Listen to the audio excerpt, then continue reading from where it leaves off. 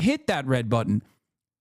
But there's another even bigger red button, which is damming the Strait of Hormuz and completely shuttering all capacity to move any oil tankers through that region. Right now, they keep saying, look, if you deal with us, if you give us assurances and we can trust you, we'll let your oil tankers through.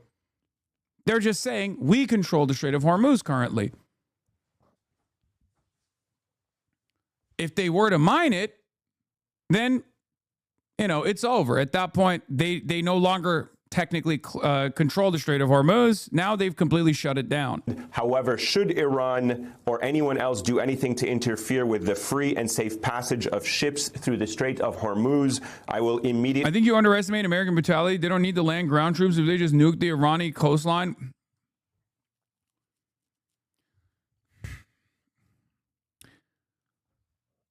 I don't know how to answer these sorts of statements. Yes, guys, America is crazy. I know. They could technically nuke the entirety of Iran, okay? They could do that. They have nukes. They've used nukes in the past, okay? But that's not how this stuff works, because every escalation from America will meet escalation from Iran. That's what's holding them back. Why haven't they nuked Iran? I don't know. Well, nukes are an entirely different conversation anyway, because then if they use nukes, then Russia uses nukes in Ukraine. You know what I mean? It's unstoppable. From that point on, everybody's using nukes. Reconsider this decision. Let me start by asking you about what has happened on Kharg Island and what is Iran's response to these strikes. Well, thank you so much for having me. I think our armed forces have already answered that they would retaliate if our oil and energy infrastructure are attacked. And they will attack any energy infrastructure in the region which belongs to an American company or an American company is a shareholder. So the reaction would be clear. Last night, they have attacked Kharg Island and Abu Musa Island with, the artillery rockets. By the way, the strikes on Kharg Island isn't new. They did it in the first day too. In the opening salvo, the American and Israeli forces also hit Kharg Island. They hit, I think they hit the anti-air defense systems on Kharg Island in the opening salvo anyway. So it's not the first time they've done it. System, HIMARS as they call it, which is a low-range rockets. And they have done it from the soil of our neighbors. And this is crystal clear that now they are using the territory of our neighbors to attack us by this kind of rockets. And this is absolutely unacceptable. Which neighbors, sir? Well, the last night attacks were tracked by our forces, and now it is clear that they are fired from UAE, from two locations in the UAE, from in Ras Al Khaimah, and from a location very close to the city of Dubai. And it is very... Dude, if Americans think Abbas Araghchi is, a bisexual awakening for many Americans, okay, if they think he's like hot and cool and smart, wait till you fucking hear from Chinese, foreign policy heads as well. Any sort of entanglement with a foreign adversary that causes people to like really reconsider how other countries actually have competent leadership as opposed to our dumbass leadership. You're in for a wild journey when you see what the Chinese guys are saying as well. You sound jealous? How can you not be? I mean, this dude is smart, okay? I'm sorry. This dude is a smart guy. Okay? Our dudes are not fucking smart. Our dudes are morons. I'm desperate. I'm desperate for like an intelligent person. I'm desperate for intelligent leadership, because intelligent leadership would not be doing this anyway. They would, at the very least, like try to engage in diplomacy with Iran. They wouldn't have allowed Israel to just fucking dominate the region like this. He is also not smart. Come on. Yeah, no, totally. You're right. Abbas Araghchi is not smart at all.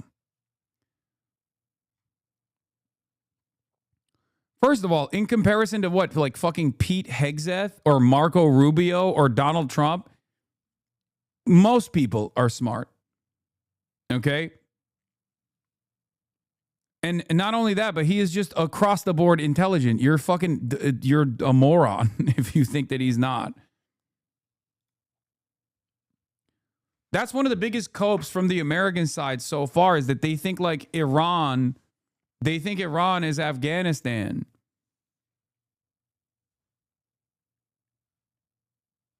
For these Amerifats. Yeah. Yeah, he was a teacher. Well, didn't he teach? Was it Araghchi that taught at Exeter? Or was it Largiani that taught at Exeter? Half of these dudes literally taught in colleges in the United States of America. They have fucking PhDs. Where did Araghchi teach? Why are you dissing Afghans, bro? Afghanistan does not have the same capabilities of Iran. It wasn't like a fully functioning sovereign nation state. It has been ripped apart by foreign invasions over and over again. He has a PhD from Kent on political thought, and he did his thesis under a Marxist scholar. Yeah, his thesis is about Islam and the political economy, right? I think. He's an Iranian diplomat, served previously as a spokesperson for the Ministry of Foreign Affairs, and an Iranian ambassador to Finland and Japan. He is. He also fought in the Iran-Iraq War. Got his bachelor's degree in international relations from the School of International Relations affiliated with the Ministry of Foreign Affairs. He then obtained a master's degree in political science from the Islamic Azad University in Tehran. Additionally, Araghchi holds a PhD in political thought from the University of Kent with a thesis entitled The Evolution of the Concept of Political Participation in the 20th Century Islamic Political Thought.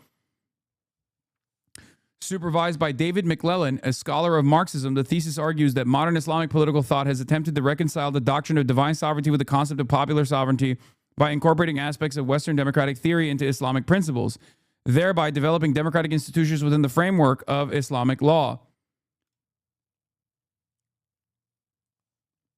Azad University sucks, though. I'm sorry. Okay, but he still has a PhD from, don't worry, a good university, one that you can, put your teeth on, right?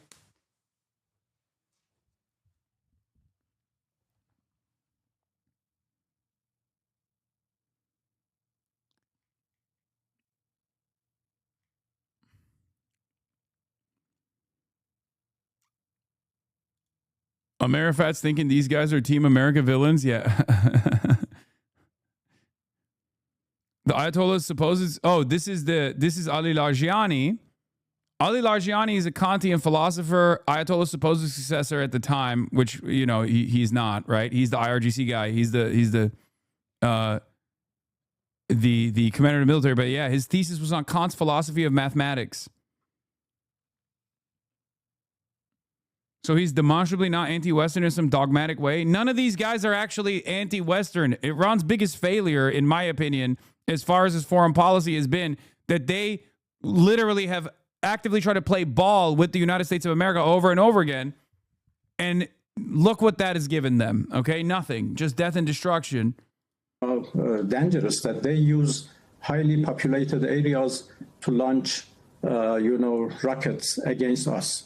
We would certainly retaliate, but we try to be careful. Putin is now, I suppose? No. Vladimir Putin, 2 years into fucking invading Ukraine, had Tucker Carlson on in a visit that I think is probably the most like pro foreign government programming I've ever seen. And I say this as someone who went to China and loved China and thought it was awesome and spoke to Chinese state television, right? In that interview, Vladimir Putin straight up said to Tucker Carlson, why couldn't we be your Israel? We wanted to always be your Israel. And I think that's sincere. The bread interview, yeah. Not to attack any populated area. Is there any sign that Iran is prepared to allow passage of the Straits of Hormuz? Will the Straits of Hormuz remain closed so long as this war continues? Well, as a matter of fact, the Strait of Hormuz is open. It is only closed to the tankers and ships belong to our enemies, to those who are attacking us and their allies. Others are free to pass. Of course, many of them prefer not because of their security concerns. This has nothing to do with us. And at the same time, there are many tankers and ships who are passing through the Strait of Hormuz, and I can say that the strait is not closed, but it is only closed to American, Israeli, ships and tankers, and not to others. We know that Iran has elected a new supreme leader, Mojtaba Khamenei. He has not been seen yet in public, though he did issue a statement yesterday. I'm sure you have heard the comments from the U.S. Secretary of Defense, Pete Hegseth, who has said that he claimed the supreme leader is wounded and likely disfigured. What is the status of the supreme leader, Mojtaba Khamenei? Well, they have made so many claims like this.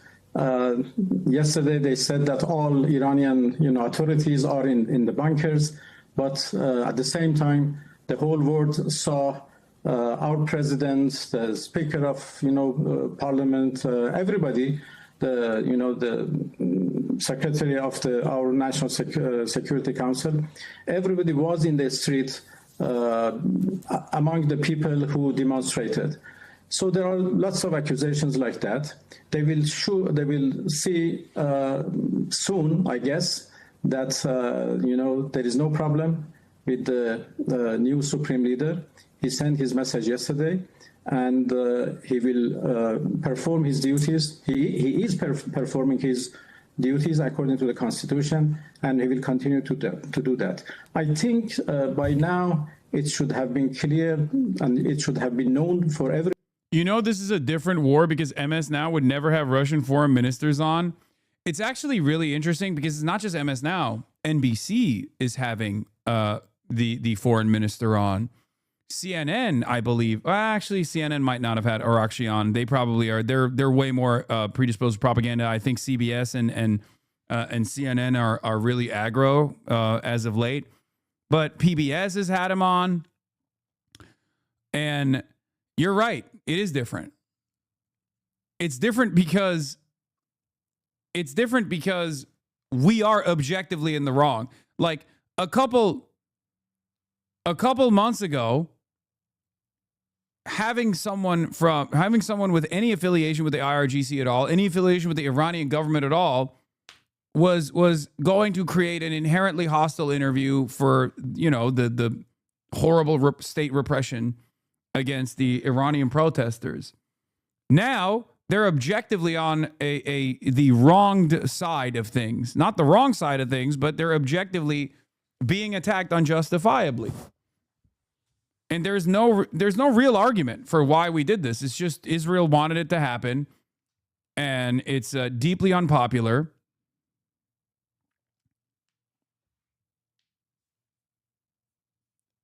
And there's a lot of interest in hearing from the Iranian state's side, the Iranian state's position. Okay, stop milking him. Just because someone gave lectures in university doesn't mean they're correct everywhere. The statement is hella biased. What he's saying is correct, but I don't align with his ideology. Come on, man, just read about him, brother. All bets are off on domestic considerations when a country is being dominated by the largest imperial superpower. You understand that, right? That's like, this is how this goes. This is part of the reason why even Americans now in this like current media environment are much more sympathetic to the side of the Iranians. I mean, look at the comments on fucking YouTube. His use of English is better than our president. You won't see this interview on Fox News. The interview is great, asking without interrupting. Good to know the other side of the story. A lot of Americans want to hear from Iran. Glad you had the opportunity. He's willing to speak to the world. It's like people talking to me about Hamas. They're like, well, Hamas is an Islamist movement. I don't give a fuck, dude. They're being genocided. What do you mean? Oh, they're an Islamist movement? I can't believe it. Oh, no. Like, what? That has no consideration at this point. Okay? That has no consideration.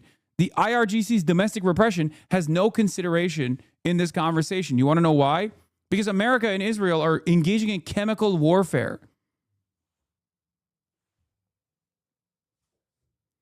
So understand how hard it is as an Iranian seeing this, where these guys are fucking monsters, but since America and Israel are attacking randomly, Iran is coming out as the good guys. Yeah, that's what I've been saying. It definitely still has consideration. It fucking does not. You want to know why? Because as brutal and as ruthless as the IRGC might have been, okay, right now they're the only thing holding the entire country together. They're the only thing maintaining Iranian sovereignty. I'm sure there's plenty of Iranians in Iran right now, as I've said from the beginning, even before this bombing campaign started, that will very quickly recognize that the Israeli goals here, which are the only goals that matter, the American goals as it stands currently, unfortunately, do not matter. And I say unfortunately because Israel is so fucking devastating a force in the region that, like, even the American goals of, like, negotiating with the IRGC to de-escalate would be objectively better than the Israeli goals of complete destabilization and collapse of Iran as a country. That is the only goal here. That's the only victory condition for Israel, or at least it was the victory condition for Israel. And I believe that they're also softening their approach as well. Benjamin Netanyahu actually came out with his first press conference since the war began and said something of the sort, basically saying like, oh, we might not be able to, destroy Iran. We might have a weakened IRGC.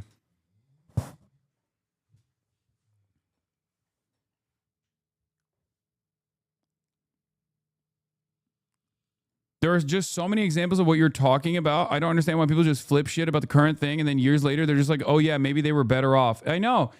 This is one of the instances where people are coming to terms with it much faster, in my opinion. That's the thing. It's kind of like this, okay? In a hypothetical scenario, we're all fighting amongst ourselves, right? In the United States of America. We all hate the government. Some people love the government. I hate the MAGA cattle. They fucking, they are the most damaging force around the planet and certainly to American ambitions as well, right? They're destroying this country. They're destroying this country and they're servile cattle. They're fucking idiots. However, in a hypothetical scenario, if like an alien force were to invade the entire planet or the United States of America in particular, we would all rise up against that alien force. We would unite against the aliens, right? It wouldn't matter any longer who is MAGA or who is a communist, who's a socialist, who's a liberal. All of a sudden, everyone would be focusing on purging the fucking aliens. That's it. That's usually how this works. Right now, Iran is actively being destroyed. I'm just saying you don't have to choose between Iran and Israel. No, that's fucking bullshit, okay? Yes, you do have to choose between Iran and Israel. I absolutely choose Iran over Israel. That's ridiculous. Regardless of its domestic repression, regardless of its like resistance forces in the region, Iran's crimes do not even meet half the standard of what Israel does on a good day. Okay? It's ridiculous. It's fucking ridiculous, dude. No. I'm not doing this wishy-washy centrist fucking bullshit. It's completely ridiculous. I think it's cope. A lot of people recognize that it's virtually impossible to defend this war, so they just have to do this cope where they go like, they try to hit the center pivot. Like Israel engaged in chemical warfare over 15 million Iranian people living in Tehran by blowing up their fucking refineries. Acid rain. Black clouds over the sky of Tehran. And acid rain over a population of 15 million people. There is no coming back from that. You can say that is objectively worse.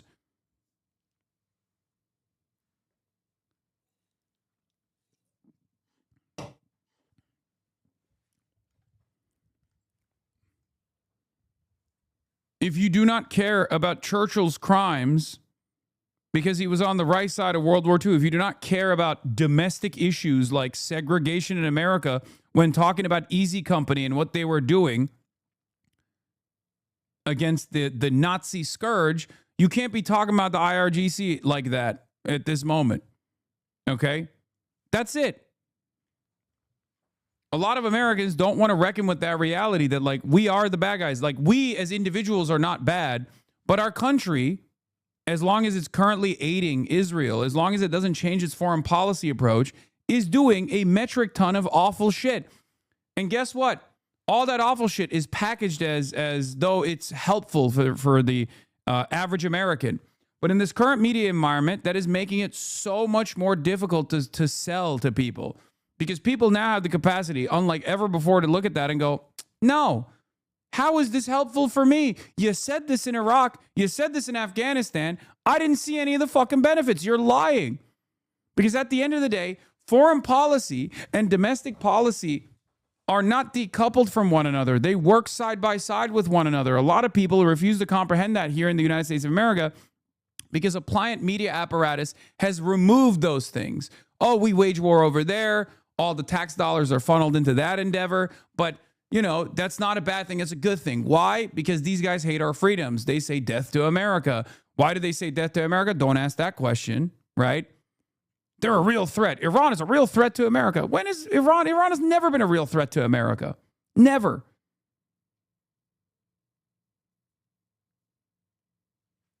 While we have been a real threat to Iran and actively tried to kill Iranians, sometimes succeeded in killing Iranians, like in the Iraq-Iran war, right? And have destroyed Iran's economy, destroyed Iran's population with our crippling sanctions, killing people in Iran with those sanctions, making life uninhabitable. Iran has never presented a real significant threat to American existence, not even one bit. It's just a lie. It's a lie we've told ourselves. It's a lie that mainstream news has told Americans over and over again for 47 fucking years.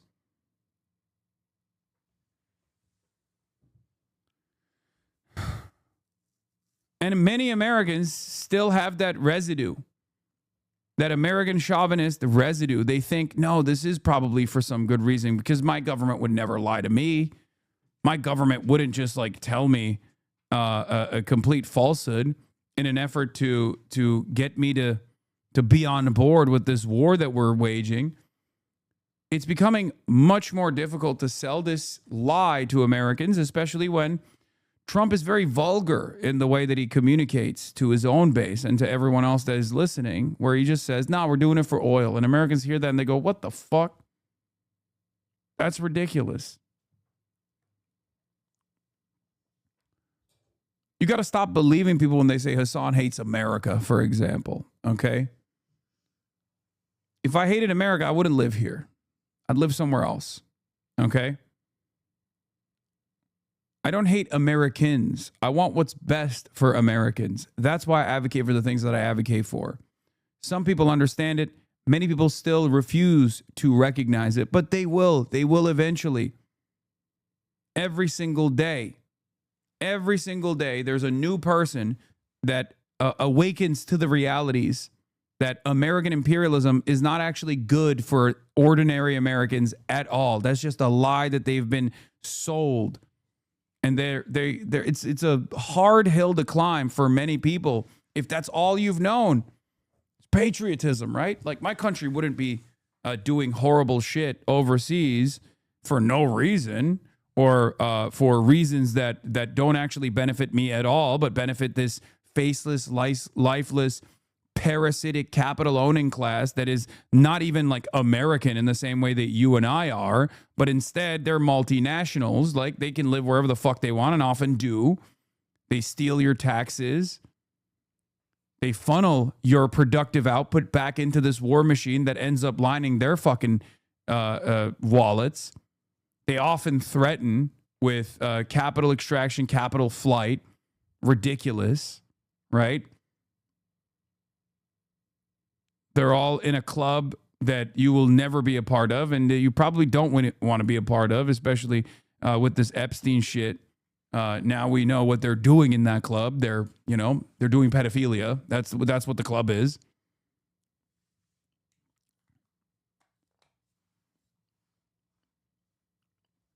But I think as like the everyday material conditions of ordinary Americans worsen day in, day out, it becomes much more difficult to steadily engage with this kind of propaganda, to believe this kind of propaganda. That our system is very well rooted in the society. The Islamic Republic is a system which is not dependent on any individual or any group of people. It is well established. It's a very well established political structure, and the deep state is doing its. The idea of economical warfare by keeping the strait closed only for U.S. and Israel, but open for everyone else, seems to be a contradiction. What is the purpose of doing that if the goal is to economically strangle the world to make Trump surrender? Initially, they said it'd be closed to everyone except China, which makes sense in the strategy. What am I missing? It is currently just closed to everyone but China and Iran. That's what's going on. Their goal here is, look, the way that America and the Western world has designed the global economy is that it's deeply interconnected, okay? Guy said it will be open for everyone except USA and Israel in the video you're watching. Yes, he's saying as long as they meet conditions, as long as they get assurances from like India, for example, they will allow passage, safe passage of oil tankers. For example, they've said that as long as you trade the oil not on the dollar, but instead on the Chinese yuan, they'll allow safe passage. The point here is to show the world that they control the Strait of Hormuz. The point here is to incentivize other countries from decoupling from the United States of America and Israel. This is also part of the reason why they don't actually mine the Strait of Hormuz, because this is a big tool for them. It's a big economic warfare tool for them currently.